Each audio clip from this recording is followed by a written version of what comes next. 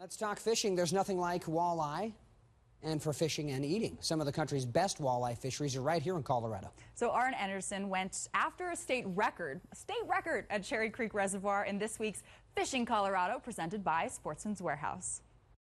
I've traveled all across the nation, targeting big walleyes. It's a huge challenge. You very rarely catch walleye by mistake, so it's not a fish that you accidentally stumble upon. What kind of fish is this, Lane? Walleye. It is a walleye. You're looking at the Captain Ahab of walleye fishing. I know their hidden journeys as I know the veins in my arm. Nathan Zelinsky. He chases them year-round, around the clock. This man is fanatical about these tasty game fish. The chase or the hunt is huge to people. The other fact is they're probably the best edible fish anywhere in fresh water. They call them the steak of the lake. You can get your fill at Cherry Creek Reservoir, one of the premier walleye fisheries on the West Coast.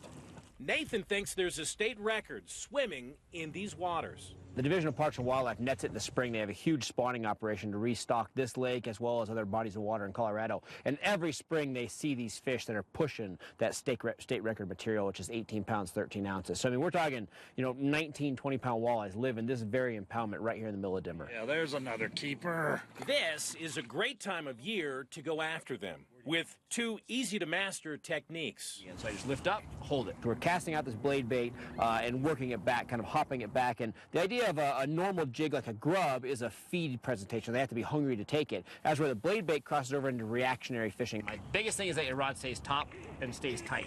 So that way it makes the bait fall down slow. It has vibration, it has flash, and it basically hits a triggering aspect and makes them want to feed just out of sheer reaction. Then we did the live bait rig, and that's basically a more subtle idea of keeping the bait right in their face, and that's definitely a feed presentation. The fish have to be actively feeding to take that bait, but both of them work. The live bait presentation allows us to cover a little more water, and they both catch fish on a daily basis out here. And you don't need a boat.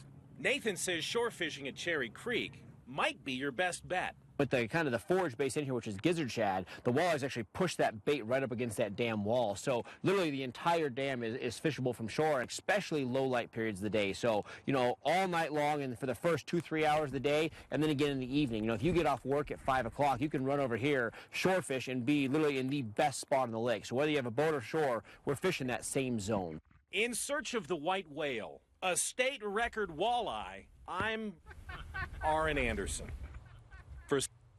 Now, Nathan spent 4 years on the professional walleye circuit. If you're interested in catching some dinner, well, he's certainly your guy. Yeah, steak of the lake. I like how he said that. Yeah. But you can contact him at tightlineoutdoors.com.